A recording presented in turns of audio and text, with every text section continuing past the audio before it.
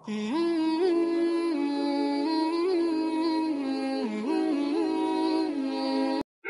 کے لیے اللہ نے وعدہ کیا ہے کہ ہم ان کی بات کو دنیا میں چلائیں گے اور انہیں دنیا کا خلیفہ بنائیں گے اپنا، اور بات ان کی چلے گی دنیا میں، اور ان کی نہیں چلے گی۔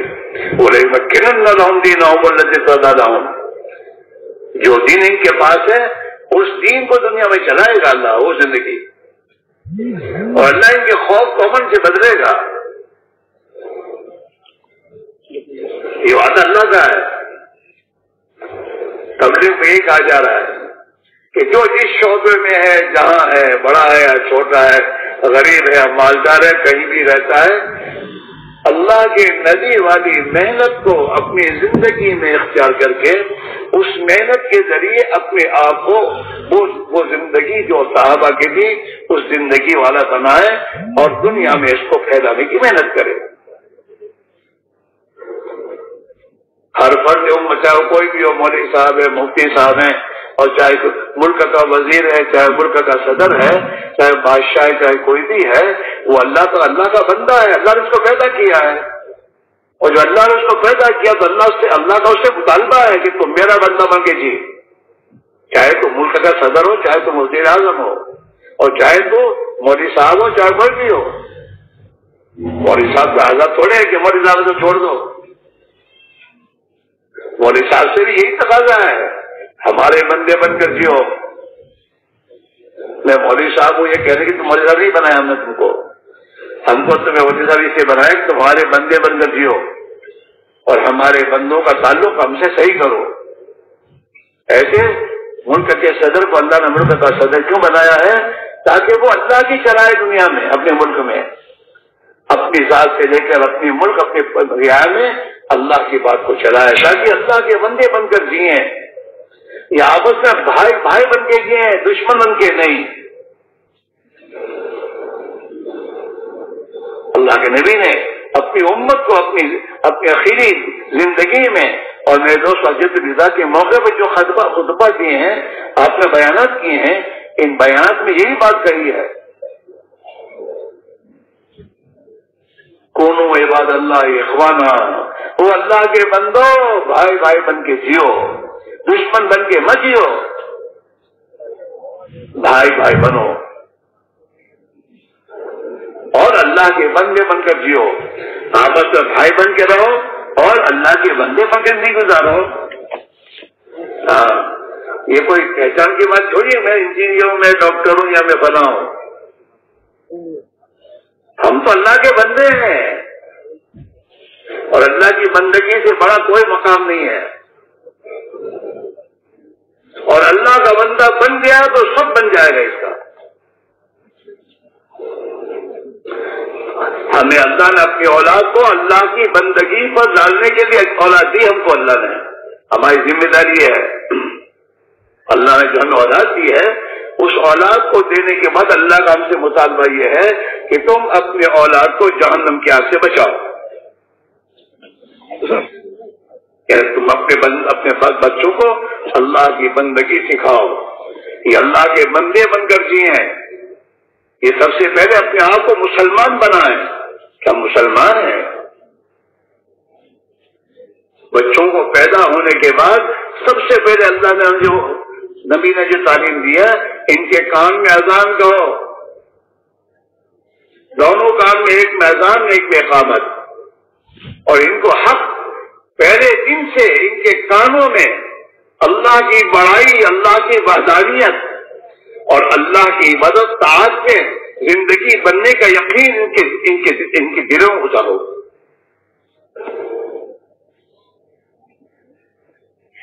جب اللہ کی بڑائی دل میں آ جاتی ہے تو پھر آدمی کے دل میں غیر کی بڑائی نہیں رہتی۔ جی ہاں، وہی محنت کرنے سے آتی بات، وہ محنت جو اللہ کے نبی نے صحابہ کو جو محنت پر ڈالا۔ ہاں، یہ تبلیغ میں نکلنے کے بعد یہ 4 اعمال پر جو وقت لگانے کو کہا جا رہا ہے، یہ ہماری اس محنت کو زندہ کرنے کے لیے کہا جا رہا ہے کہ اس محنت کو صحیح طریقے میں زندہ کرو گے اور اس میں لگو گے، اس کے نتیجے میں اللہ تمہیں ایمان دے گا، اللہ تمہیں اپنا تعلق دے گا، تمہارے اندر وہ صفات پیدا ہوں گی جو صفات صحابہ کی زندگی میں اللہ نے پیدا فرمائی تھی۔ جیسے حضور کے زمانے میں کھیتی کرنے کا جو طریقہ تھا وہ طریقہ آج بھی وہی ہے، اور جیسے اللہ تعالیٰ اس زمانے میں کھیتی کرنے والوں کو اناج وغیرہ دیا کرتا تھا، آج بھی اللہ اسی طریقے میں دے گا۔ اس طریقے کو چھوڑ کر کوئی اور طریقہ اختیار کرے گا تو یہ نہیں ہوگا۔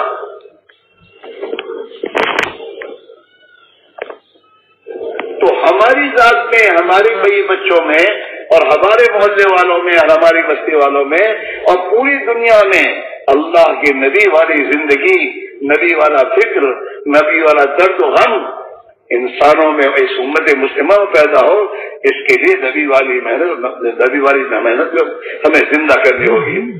اپنی ذات سے، اپنے گھر، اپنے خاندان، اپنی بستی، اپنے محلے کے ایک ایک مسلمان کی زندگی میں، اور ایک ایک مسلمان دنیا بھر میں کہیں بھی جائے، چاہے کمانے جائے، چاہے کسی ملک میں جائے، وہ اللہ کا بندہ بن کر جائے اور اللہ کے نبی کا امتی بن کر جائے۔ پیسے کمانے کا فکر نہ ہو، اس کا فکر یہ ہو میں اللہ کا بندی، یہ اس ملک میں میں اللہ کا نافرمان بن کے نہ جیوں، اس ملک میں اللہ کا بندہ بن کر جیوں، اور اس ملک کے رہنے والوں میں اللہ کی بندگی زندہ ہو جائے۔ اس ملک کا رہنے والا اپنی غلط زندگی سے اللہ سے توبہ کر لے۔ اللہ نے اس امت پر فضل فرمایا ہے کہ اس نے اللہ کو ناراض کرنے والے کام کتنے ہی کیے ہوں، لیکن اس سے کہا تو توبہ کر لے گا، تیری توبہ کرنے پر میں تیرے گناہوں کو معاف کر دوں گا، پاک کر دوں گا، اور میں تیری مدد کروں گا۔ بات صحیح ہے۔ ہمارا یہ جمع ہونا، اجتماع میں آنا، اور میرے دوستوں سردی اور تمام چیزیں برداشت کرنا، یہ تو بات ہے۔ کوئی اجتماع میں آنے کے بعد آدمی کو رات سے تھوڑا رہنا ملتا ہے، گھر چھوڑا ہے، گھر کی راحت و آرام چھوڑی ہے، ہاں سب چھوڑ کر آئے ہیں، کیوں؟ ایک عظیم مقصد کے لیے کہ ہمیں اللہ وہ ایمان دے دے جو ایمان صحابہ کو نہ دیا تھا۔ ہمارا عیسیٰ رحمۃ اللہ علیہ صاحب یہ بات ہمیشہ کہتے تھے کہ بھائی اللہ سے یہ مانگو، اے اللہ جو کچھ تو نے صحابہ کو دیا تھا ہمیں بھی دے دے، محنت کرو اور یہ مانگو۔ وہ ایمان، وہ اللہ کی عبدیت، وہ اللہ کے نبی کے طریقوں پر زندگی گزارنا، جو کچھ اللہ نے دیا تھا۔ آپ سوچئے کہ صحابہ کو اللہ نے شرک کی ظلمتوں سے نکال کر اللہ نے توحید کا علمبردار بنایا، اور اپنی عبادت و طاعت کی زندگی میں انہیں خدا نے لطف دیا، ایمان کی حلاوت دی۔ نمازوں میں ان کا جی لگنا شروع ہوا اتنا کہ میدان کاذر دشمن کے سامنے بھی نماز پڑھتے تھے وہ، کہ نماز نہیں چھوٹے گی۔ اللہ نے ان کے لیے نماز کی ترتیب کو بدل دیا، لیکن صحابہ نماز پڑھی۔ اب تو انصاف کو دنیا میں قائم کیا اور قائم ہوا، اور دنیا کا خوف امن سے بدلا، انسانوں کی جان، مال، عزت، آبرو محفوظ ہو گئی۔ اور آج ہمارا حال یہ ہے کہ دن بدن انسان خطرے میں جا رہا ہے، یہ حال ہو رہا ہے، اور یہ اوپر کا فیصلہ ہے، کسی انسان کی یہ نہیں چلتی، اس میں نہ کسی حکومت کے قانون چلتے ہو تو اسی کا چلتا ہے۔ اعمالکم اموالکم، جیسے تمہارے اعمال ہوں گے خدا تم پر ایسے حاکم لائے گا، تمہارے اعمال پر تمہارے حکم آئیں گے۔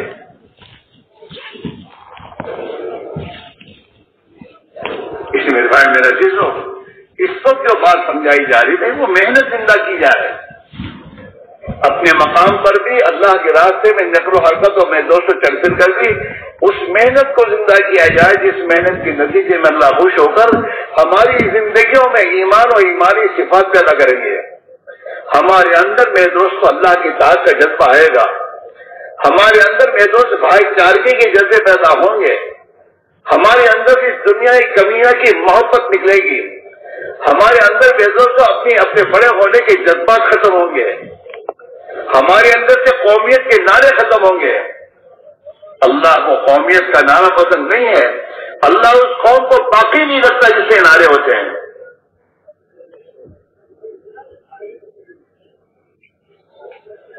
مسلمان کا نعرہ قومیت کا نہیں ہوتا. مسلمان کا نعرہ تو ایک اللہ کے بندے ہونے کا ہوتا ہے کہ ہم تو ایک اللہ کے بندے ہیں اور ہم تو ایک نبی کی امت میں ہیں. فرمایا ان لوگوں کے لیے جنہوں نے اپنے ایمان کو بنایا اور اپنے ایمان اے لوگوں ایک اللہ کو مانو, ایک اللہ کو مانو جیسا کہ وہ اپنی ذات و صفات کے اعتبار سے اللہ اپنی ذات و صفات کے اعتبار سے یکتا ہے, اس کا کوئی شریک نہیں. ہاں وہ اللہ اس ایک اللہ کو مانو اور اس ایک اللہ کی مانو تو تم دنیا میں بھی کامیاب ہو جاؤ گے. اور ایک جو اصل زندگی مرنے کے بعد آنے والی ہے جس زندگی میں ارے یہ فوٹو لینا بند کرو, کیا یہ غلط پنکھے بنا رکھا ہے, انہیں روکو. ان کے پاس بیٹھنے والے روکتے بھی نہیں.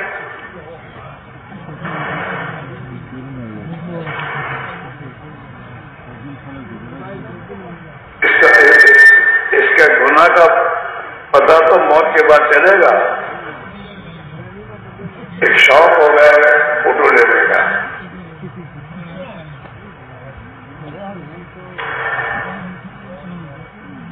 اس لیے میرے بھائی میرا عزیز ہو, پہلی بنیاد یہ ہے جب تک ہمارا دل کا یقین صحیح نہیں ہوگا وہاں تک ہماری سوچ, ہمارا فکر, ہماری زندگی صحیح نہیں ہوگی. زندگی کے صحیح ہونے کا تعلق تو دل سے ہے.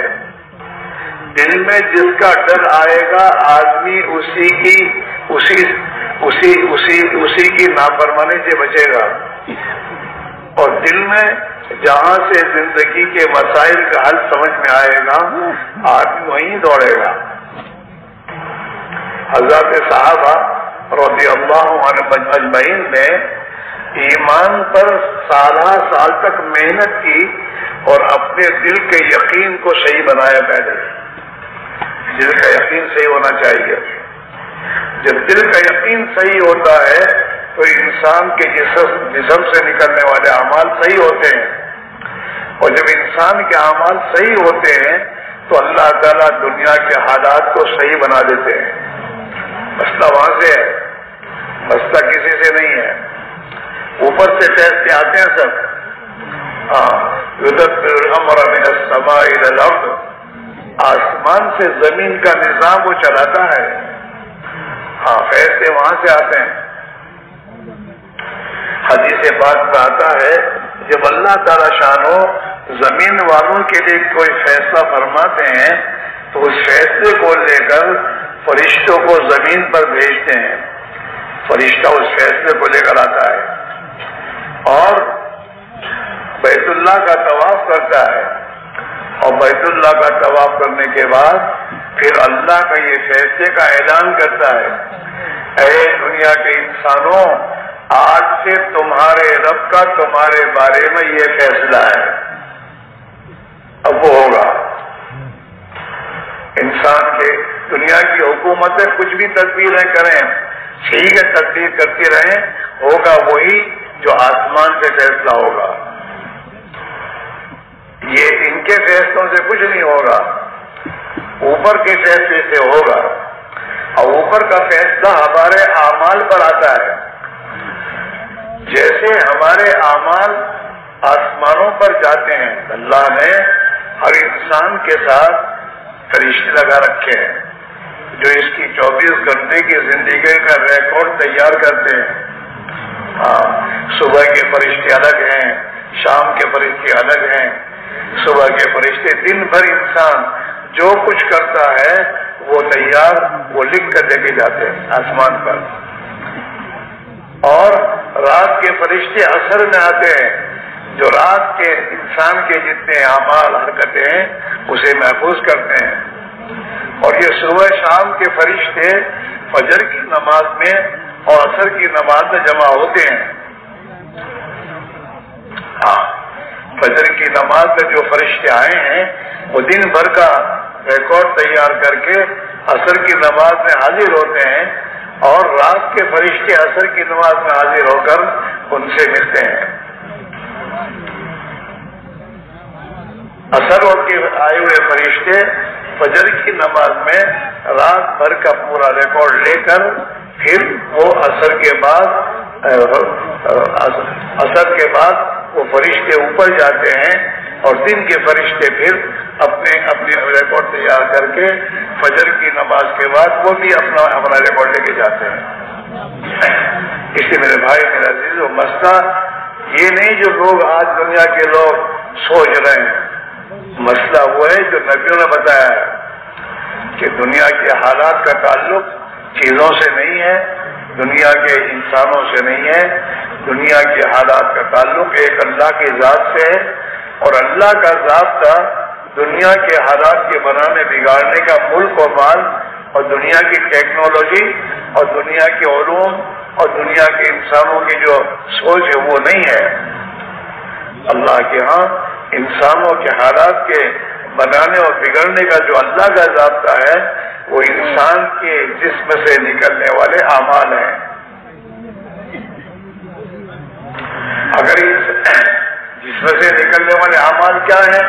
انسان کا اپنے جسم کا استعمال، یہی عمل ہے۔ اس کے آنکھ کا دیکھنا، اس کی زبان کا بولنا، اس کے کانوں کا سننا، اس کے دماغ کا سوچنا، اس کے پیروں سے اس کا چلنا، ہاتھ کا ہاتھ سے پکڑنا، یہ تمام اعمال ہیں۔ اور ان اعمال کے اوپر آسمان سے فیصلے آتے ہیں۔ اگر انسان محنت کر کے اپنے جسم کے استعمال کو اللہ کی مرضی کے مطابق استعمال کرنا سیکھ کر اس کے مطابق اپنے آپ کو استعمال کرے گا، اپنی دکان میں، کاروبار میں، اپنے گھر میں، باہر میں، دوستوں اور احباب کے ساتھ، سفر میں، حضر میں، جہاں بھی یہ ہو وہاں یہ اپنے جسم کا استعمال اللہ کی مرضی کے مطابق کرے گا تو اللہ تعالی شان ہو اس کی زندگی کے حالات کو بنا دے گا، چاہے اس کے پاس ملک و مال ہو یا نہ ہو، کرنے والے ذات اللہ کی ہے۔ اللہ کے لیے، اللہ کو کرنے کے لیے کوئی دنیا کی چیزیں نہیں چاہیے، وہ تو کسی چیز کے کرنے کا ارادہ کر کے کہ ہو جا تو وہ چیز ہو جائے گی۔ اللہ تعالی شاہ نے ابراہیم علیہ السلام کو جب نمرود نے ناراض ہو کر آگ میں ڈالا تو اللہ تعالیٰ نے بس اتنا آگ سے کہہ دیا اے آگ ٹھنڈی ہو جا، بس تو آگ ٹھنڈی ہو گئی، سلامتی والی ٹھنڈی ہو گئی۔ بس کہنا ہے اذا اراد اللہ شیئا ان یقول له کن فیکون، جب اللہ تعالیٰ کسی چیز کا ارادہ فرماتے ہیں اور کہتے ہیں ہو جا تو ہو جاتی ہے۔ اس لیے وہ کسی چیز کا محتاج نہیں ہے، وہ اپنی قدرت سے انسانوں کے حالات بناتا ہے۔ ہاں، بگڑے ہوئے حالات کو وہی بناتا ہے اور بنے ہوئے حالات کو وہی بگاڑتا ہے، اعمال پر۔ اس لیے میرے دوستو، حضور پاک علیہ السلام نے صحابہ کو پہلے ایمان سکھایا۔ صحابہ فرماتے ہیں تعلمنا الایمان، ہم نے پہلے ایمان سیکھا۔ ایمان کیا سیکھا؟ کہ اپنے دل سے خدا کے ما سوا کا خوف اور تاثر ہم نے نکالا۔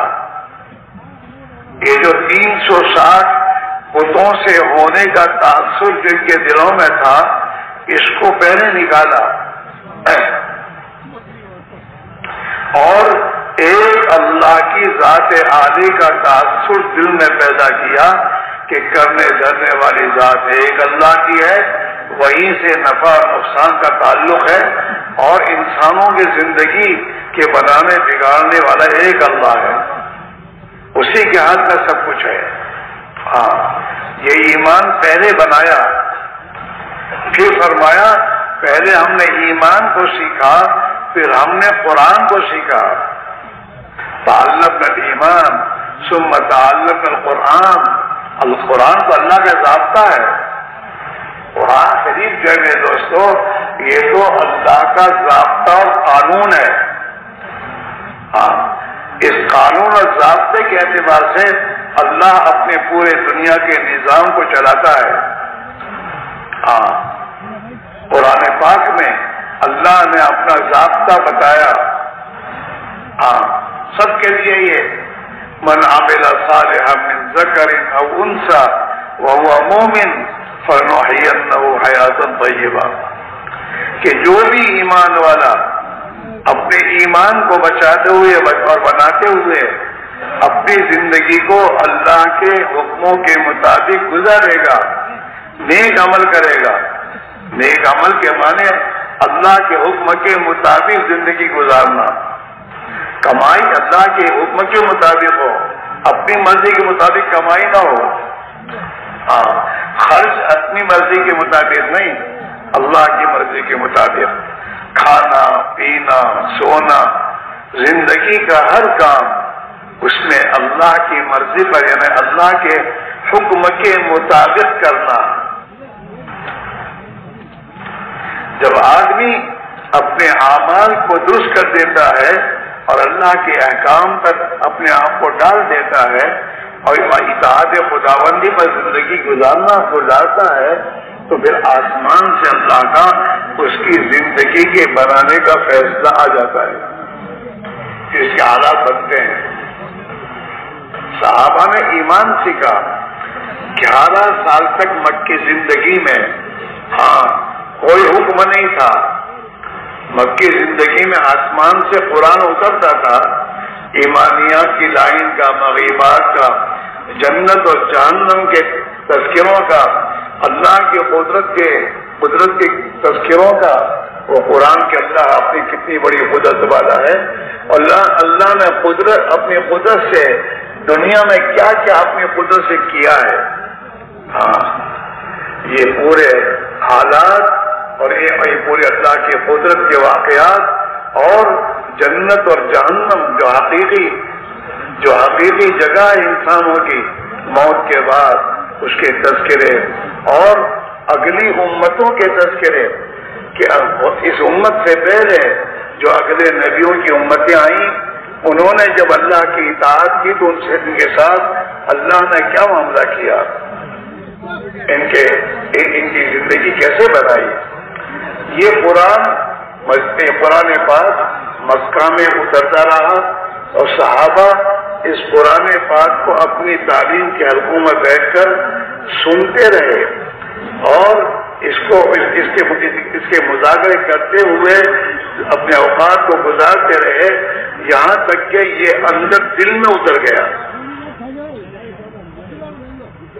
اصل تو دل میں اترنا ہے، جب تک دل میں کوئی چیز نہیں اترتی آدمی کا قدم نہیں اٹھتا۔ ایک آدمی یہاں سے کراچی جانے کے لیے راستہ کسی سے پوچھتا ہے، اسے پتہ نہیں ہوتا، پوچھتا ہے کہ بھائی کراچی جانے کے لیے کیا راستہ، یہ 2-4 راستے ہیں، کون سا راستہ کراچی جائے گا؟ اگر وہ فوراً جواب دے گا کہ بھائی کراچی کے جانے کا راستہ یہ سیدھا راستہ ہے، یہاں سے پہنچ جاؤ گے۔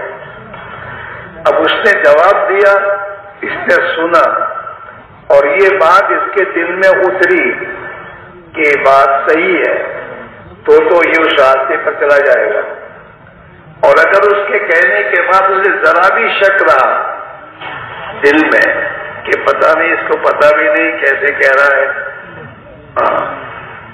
تو یہ اس کا قدم چلے گا نہیں، پھر دوسرے کو پوچھے گا، یہاں تک کہ اسے اطمینان ہو جائے گا کہ یہ جو بتا رہا ہے وہ صحیح ہے، تو اب یہ چلتا ہے.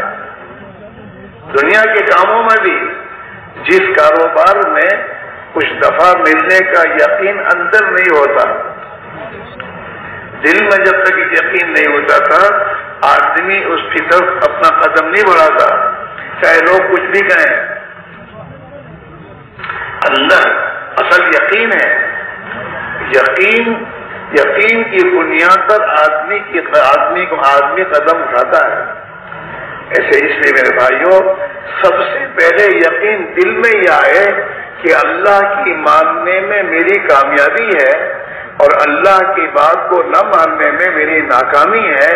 یہ جب تک دل میں نہیں اترے گا، آدمی اللہ کی اطاعت پر نہیں آئے گا اور اللہ کی نافرمانی سے نہیں بچے گا. ہاں،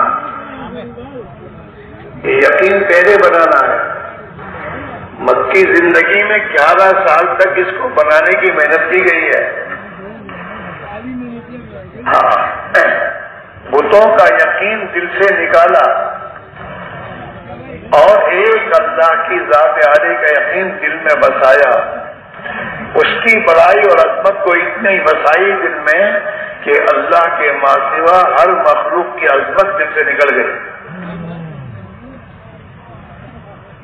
جب اندر یقین بنا اور یقین بن گیا تو پھر آسمان سے احکام آئے، تو احکام پر زندگی گزارنا آسان ہو گئی. اور دل میں یقین اترتا ہے، یقین کی جگہ دل ہے اور دل اندر ہے. دل میں جانے کے راستے آنکھ ہے، کان ہے، زبان ہے اور دماغ ہے. یہ ہے، یہ 4 راستے جہاں استعمال ہوں گے.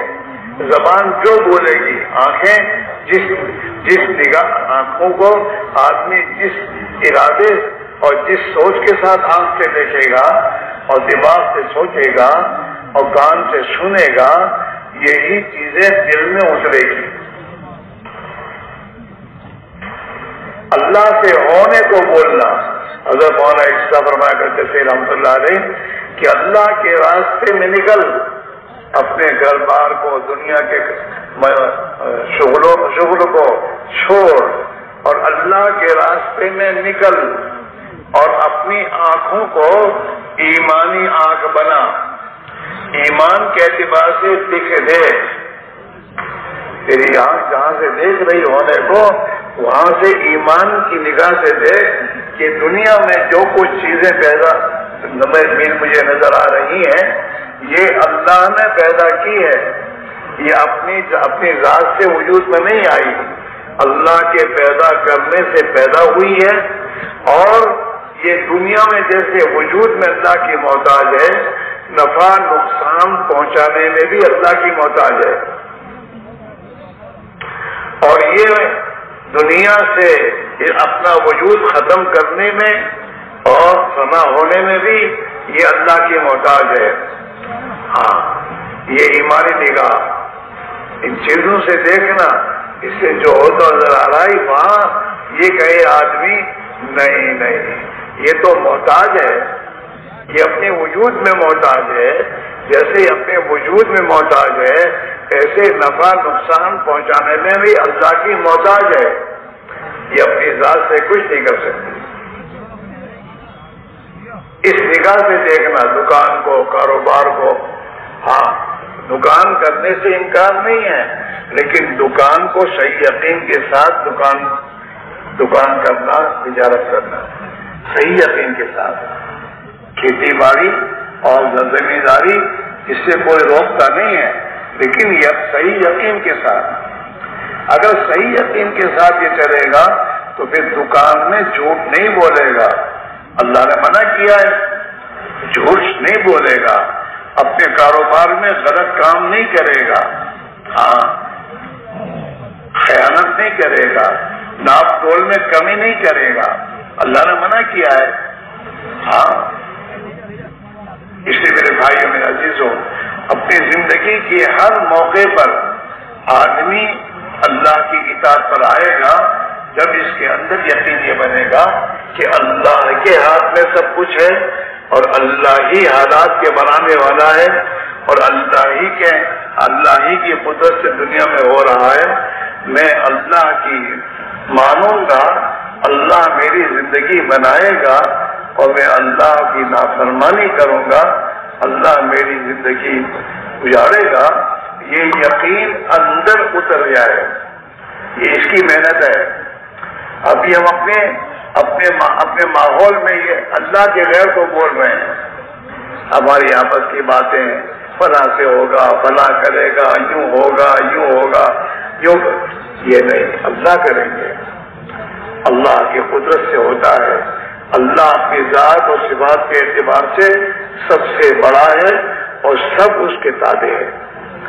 یہ آدمی اللہ کے راستے نکل کر ایمان کو بولنے کی مشق کرے. ہاں، تعلیم کے حلقوں میں بیٹھ کر اسی کو سنیں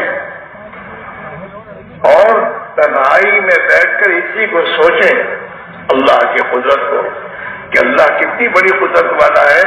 اس نے کروڑوں کروڑ انسانوں کو اپنی قدرت سے بنایا، پیدا کیا ہے اور کسی ایک کی شکل دوسرے سے ملتی نہیں ہے.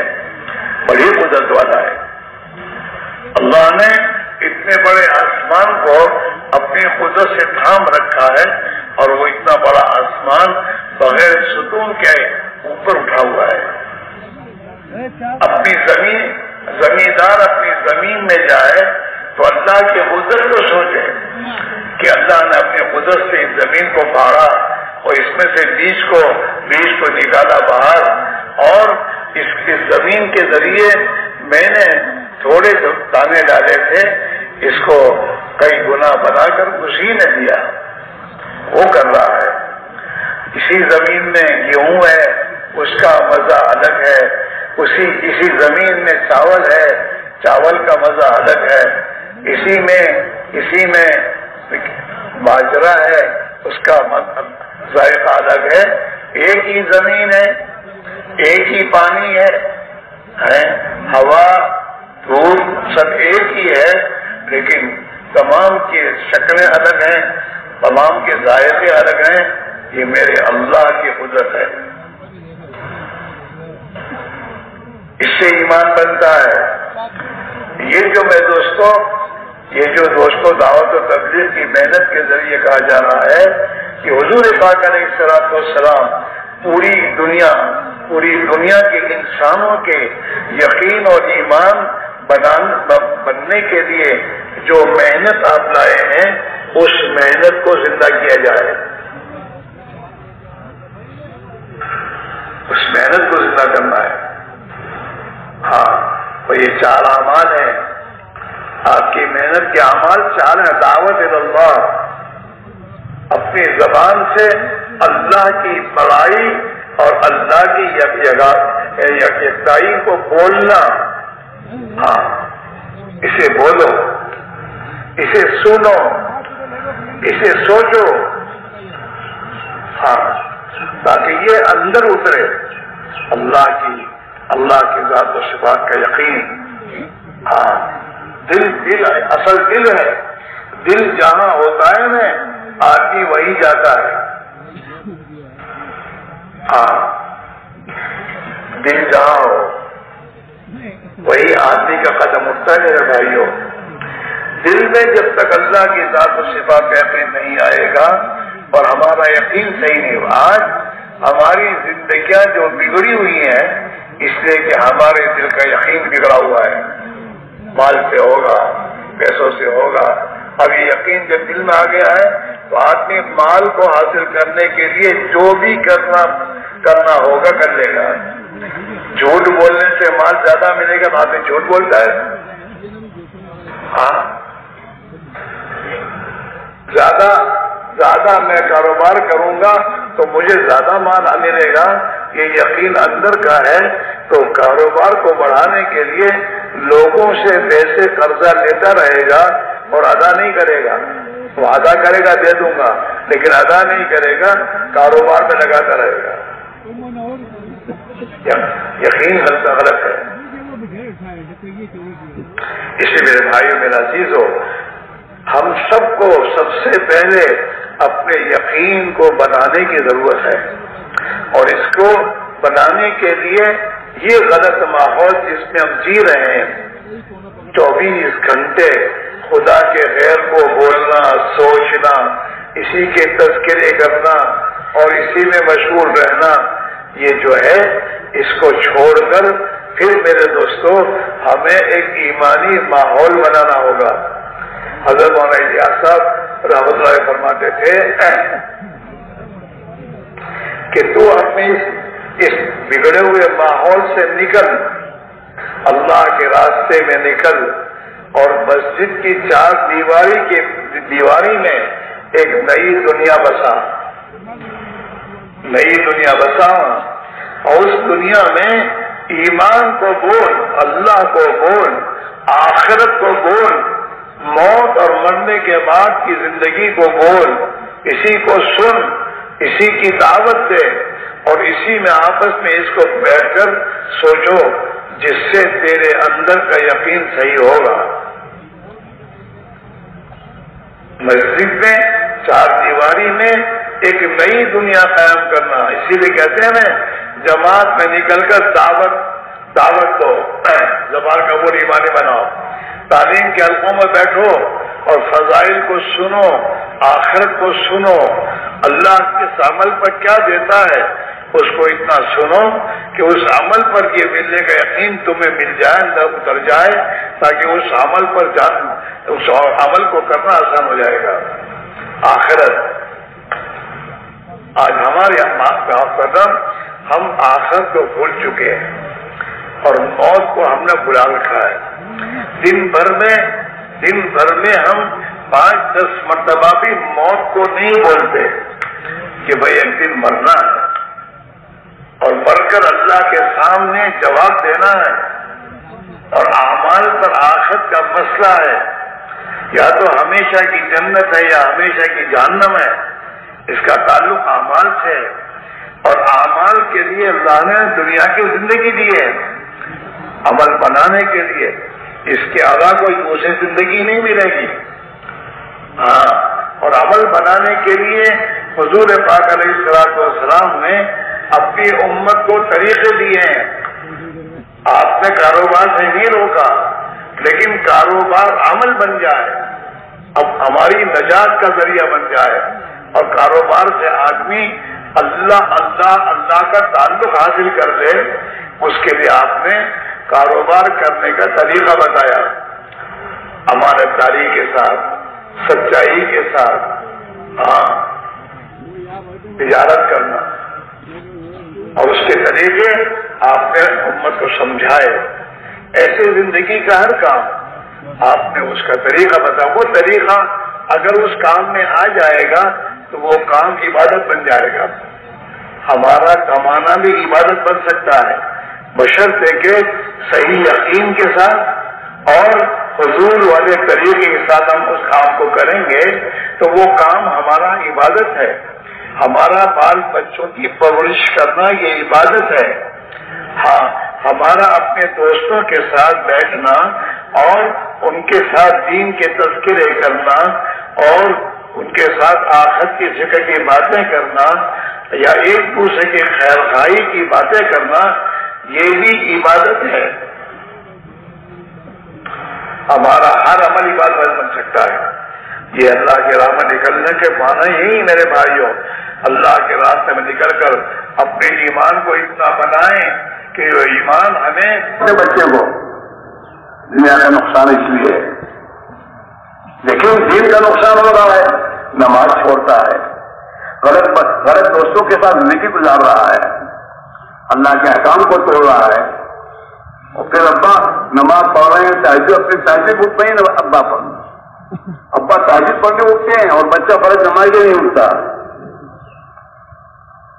اور ابا کو آرام سے کھانا پینا نصیب ہے، اسی ماں باپ مطمئن ہے، کیا کریں، اولاد نہیں مانتی، کیا کرے، اولاد نہیں مانتی، اولاد کو منوانے کے راستے کیا کرنے پڑتے ہوتے ہیں. اسی کو سمجھنا ہے. تبلیغ میں نکل کر یہ سیکھنا ہے کہ گھر میں کیسے محنت کرنی ہے، بچوں کو، جوان بچوں کو کیسے سمجھانا، اپنی فیکٹری میں جو مسلمان نوکر میرے ہیں ان نوکروں کے ساتھ کیسے محنت کرنی. یہ پوری چیز میں دوستو اللہ کی بات، اللہ کی دین کی بات کو حکمت کے ساتھ کہنا سیکھنا پڑے گا. ہاں، جوان بچے غصے سے نہیں مانیں گے. جوانی کی طاقت ہے، کہے کہ آپ چلے جاتے چلو تھوڑا کر تمہارے پاس کیا کرو گے. لیکن جوان بچہ ہے، بچہ ہمارا ہے، اس میں کچھ نہ کچھ اندر غیرت ہوگی. اس بچے کو پیار محبت سے اور عاجزی اور منت سماجت سے اگر ابا سمجھائے گا تو یہ بچہ ایک دن سوچ کے مجبور ہوگا کہ میرا باپ میری اتنی خوشامد کر رہا ہے. اس کی ماں سے کہے گی باپ تیرا باپ ہے، تیرے سامنے ہاتھ جوڑ رہا ہے اور تیرے سامنے رو رہا ہے، وہ پھر بھی نہیں مانتا، تو مجبور ہوگا. وہ بیٹا مجبور ہوگا سوچنے پر. ایک تو مطلب کہنے سے کام نہیں چلتا. ہاں، جیسے بیمار بچہ ہوتا ہے، دوا نہیں پیتا تو آپ غصہ ہو کے دوا پلاتے ہو نا. دوا تو کڑوی ہے، سمجھانا پڑتا ہے. چھوٹے بچوں کو بھی سمجھا کے پلاتی ماں، دوا پلاتے. لیکن ایسی یہ بیماریاں ہیں، روحانی بیماریاں ہیں. نماز نہ پڑھنا، جھوٹ بولنا اور خدا کے احکام کو توڑنا، راتوں کو دیر سے سونا اور دیر سے سو کر پھر صبح نہ اٹھنا، یہ سب بیماریاں ہیں. ان بیماریوں کا علاج کرنا ہوگا. بھائی اس کو بند کرو نا. میرے بھائی ابھی تو میں نے کہا تھا کہ خدا کے لیے اس کو جیب میں رکھ، اللہ تجھے صحیح سمجھتے میرے بھائی.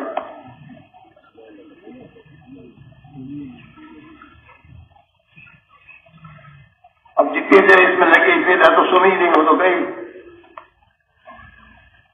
اور اس نے جو لیا اللہ کے یہاں گناہ لکھا گیا.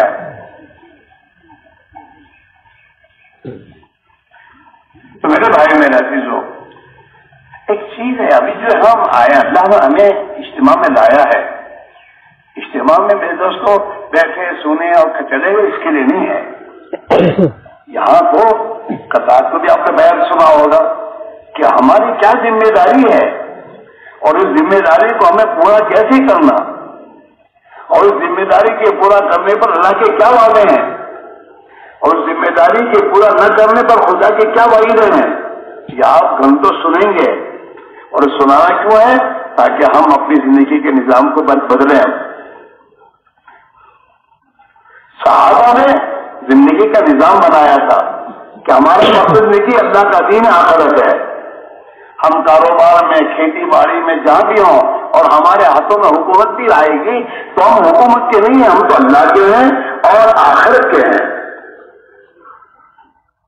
ہمیں اللہ جیسے چاہے گا ایسا چلنا ہے. ہاں، یہ ذمہ داری ہے ہر ایک کی. اور خاص طور پر کرنے والا تو کرنے والے تو کرنے میں اس کا اقرار کیا ہے کہ اللہ تیری مانیں گے اور تیرے نبی کے حکموں پر زندگی گزاریں گے. ہم تجارت میں، کاروبار میں آزاد نہیں ہیں. ہم جوان ہو گئے تو آزاد ہے؟ نہیں، آزاد نہیں ہے. جوانی میں بھی ہم پابند ہیں. ہم اپنے ملک میں رہیں گے تب بھی پابند ہے اور دوسرے ملک میں جائیں گے وہاں بھی پابند اللہ کے. سب دھرتیاں اللہ کی ہیں. ہاں، ہمارے انڈیا سے ہمارے وطن کے لوگ بہت آئے ہیں پاکستان میں پارٹیشن میں. یہاں آنے کے بعد زندگی عجیب عجیب گزر رہی تھی ان کی. ہمارے یہاں آپس میں مشورہ میں کیا کرنا، جماعت بھیجو ان کو سمجھانے کے لیے. اس لیے وہ یہاں سے آوا تو یہاں کی زندگی لے کر آئے ہمارے یہاں. وہی آزادانہ آوارہ زندگیاں اور اس کے ساتھ ہمارے وطن میں پڑے. تو سنو بھائی ان کو وہاں جا کے کچھ سمجھاؤ. تو ہمارے یہاں سے ایک جماعت گئی، اس میں میں بھی تھا. تو میں نے ہماری برادری کے جو ذمہ دار اور جو ساتھی ان کو جمع کیا. جمع کرنے کہا کہ دیکھو بھائی، جو اللہ انڈیا کا ہے وہی اللہ پاکستان کا ہے. یہ دماغوں سے نکال دو کہ ہم آ گئے تو بس ہم آزاد ہیں. نہیں، وہی اللہ یہاں کا ہے. اگر یہاں بھی تم اللہ کو ناراض کرو گے اور اللہ کی نافرمانی کا راستے اختیار کرو گے تو یہاں بھی اللہ تمہارے حالات بگاڑے گا. یہ نہیں آ گئے تو بس کون ہمارا بال بھی کر سکتا ہے. وہی اللہ جس کا ہے وہ سمجھایا ہم نے ان کو کہ بھائی زندگی کرو، ٹھیک کرو، اللہ کو راضی کرنے کی فکر کرو. اللہ راضی ہوگا، زندگی تمہاری بنا دے گا، تمہارے حالات درست کر دے گا. ہاں، ہم بھی یہاں پر آئے اسی لیے. ہمارے حالات درست کرنے کا ایک ہی راستہ ہے، گناہوں کی زندگی سے توبہ کرنا اور آئندہ کی زندگی کو صحیح کرنا. ہاں، پھر تمہاری اولاد تمہارا کہنا مانے گی. ہاں، پھر محلوں میں صحیح زندگیاں آئیں گی، اور جب صحیح زندگی آئے گی تو آسمان سے خدا کے ہمارے لیے فیصلے آئیں گے، عزت کے، حفاظت کے. حفاظت کرنے والی ذات ایک اللہ کی ہے، کسی کے ہاتھ میں نہیں ہے. جناب رسول اللہ صلی اللہ علیہ وسلم نے ایک صحابی سے کہا تھا، یا غلام احفظ اللہ یحفظ. او بچے، اللہ کے دین کی تو حفاظت کر تو اللہ تیری حفاظت کرے گا. ہاں، گھروں کی تنگیاں دور تب ہوں گی، آپس کی عداوت دشمنیاں ختم تب ہوں گی جب زندگی میں دین آئے گا. اللہ نے قرآن شریف میں صحابہ کو اپنی شیطان کی میں دو یاد دہانی کروائی ہے. وہ قوموں کے عروج و زوال کا مدار ملک و مال نہیں ہے، ڈگریاں نہیں ہے، نیا ایجوکیشن نہیں ہے. دنیا کی قوموں کے عروج و زوال کا مدار قرآن ہے. اللہ کے نبی نے فرمایا ہے، ان اللہ یرفع بہذا الکتاب اقوام. اللہ اس قرآن پاک کے ذریعے بہت سے قوموں کو عزت دیتا ہے، بلند کرتا ہے. وَيَدْعُو بِهَا بِهِ آخَرِينَ. اور اسی قرآن کے ذریعے بہت سی قوموں کو خدا ذلیل کرے گا. جو ان پر ایمان لائیں گے، اس کی زندگی گزاریں گے، خدا انہیں بلند کرے گا. اور جس قرآن پاک کو پیٹ کے پیچھے رکھیں گے اور اس کی والی زندگی کو چھوڑیں گے، اللہ انہیں ذلیل کر دے گا. صحابہ کو اللہ نے عزت دی اسی قرآن پاک سے. ہاں، صحابہ کے زمانے میں دو بڑی حکومتیں تھیں، روم اور فارس، جو اپنے سپر پاور ہونے کی بے دوست اور دعوے دار تھے. لیکن صحابہ قرآن پاک پر زندگی لے کر گئے، قرآن پاک کو ایک دعوت لے کر گئے اور اس طرح دنیا کے قوموں کو بنایا کہ اسلم تسلم، اسلام قبول کر لو اور سلامتی میں آ جاؤ گے. صحابہ نے ان کو یہ کہا جو سپر پاور تھے ان کو، اسلم تسلم، اللہ کے دین کو قبول کر لے، مسلمان ہو جا، تجھے خدا اپنی پکڑ سے سلامتی میں لے لے گا. ہاں، وہ تھوڑے سے صحابہ، اور یہ تو پوری صدیوں سے حکومتیں کرتے تھے لوگ، قوم اور فارس، لیکن ان کے سامنے بھی صحابہ اس قرآن پاک کو زندگی کو لے کے گئے اور اس کی دعوت کو لے کر گئے. ہاں، اللہ نے صحابہ کو اس قرآن پاک کے ذریعے عزت فرمائی. دنیا میں ان کی چلی، ان پر کسی کی نہیں چلی. ہاں، گھروں میں ان کے سکون آیا، زندگیوں میں محبتیں آئیں، برکتوں کے دروازے اللہ نے کھولے. مدینہ منورہ میں دنیا کے لوگ دین سیکھنے آتے تھے، صحابہ سکھاتے تھے، کھلاتے تھے، پلاتے تھے اور چاہتے وقت ان کو ہدیہ دیتے تھے. اللہ نے اتنے برکت کے دروازے کھول دیے اور دنیا میں اللہ نے ان کی بات کو چلایا. آج بھی یہی میرے بھائی ہو.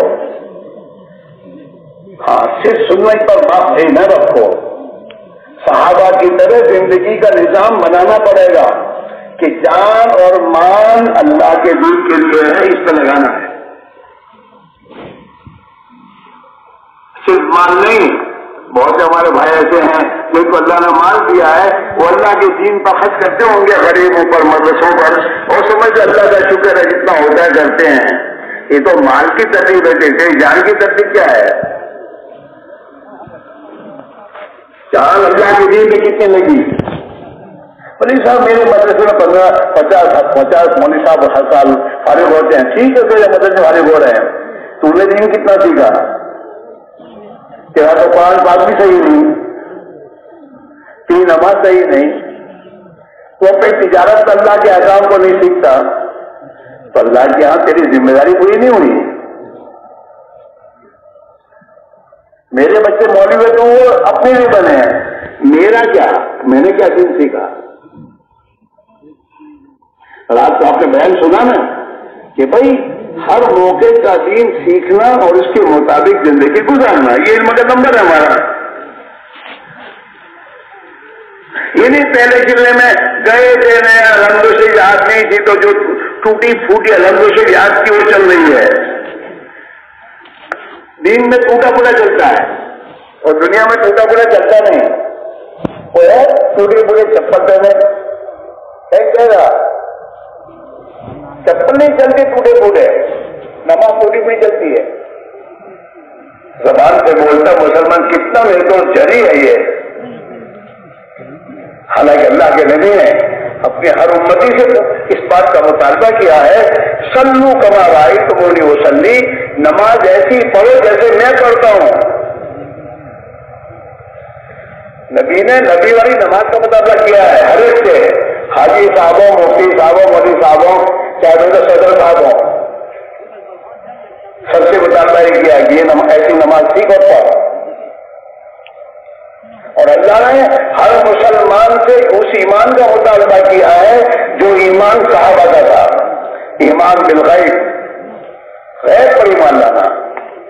اللہ نے کہا ہے اللہ کی خبر یہی ہوگا، چاہے میری آنکھیں کچھ بھی دیکھ رہی ہوں، دنیا کے نادان لوگوں کو کچھ بھی بول رہے ہوں، ہوگا وہ جو اللہ کہہ رہا ہے۔ اللہ کی خبر سچی ہے۔ ہاں میری آنکھ اگر غلط دیکھ رہی جھوٹ ہے۔ صحابہ اپنی آنکھ کے دیکھنے میں بھروسہ نہیں کرتے تھے۔ ان کی عورتیں بھی اللہ کی خبر پر ان کا ہی تھا۔ اللہ کی جو خبر وہ سچی ہے، نظر جھوٹی ہے۔ نظر اور خبر دونوں کا مقابلہ ہمیشہ ہوتا ہے۔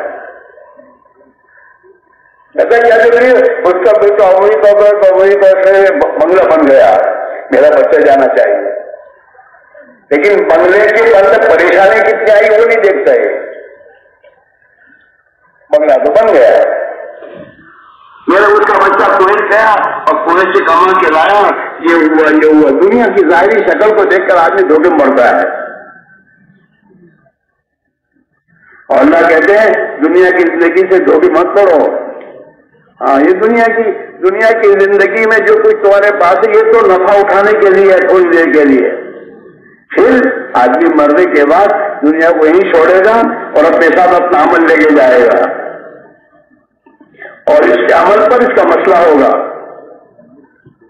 ہاں اس لیے میرے بھائی میرے عزیزو، مشکل بات خوش نہیں ہے، مشکل مسئلہ نہیں، مسئلہ آسان ہے کہ اپنی زندگی کو غلط زندگی سے توبہ کر کے اپنی زندگی کو دین پر لانے کی محنت میں ہاتھ میں لگا دے۔ محنت کا یہ مکلف ہے، ہدایت اللہ دے گا اس کو، لیکن محنت کا مکلف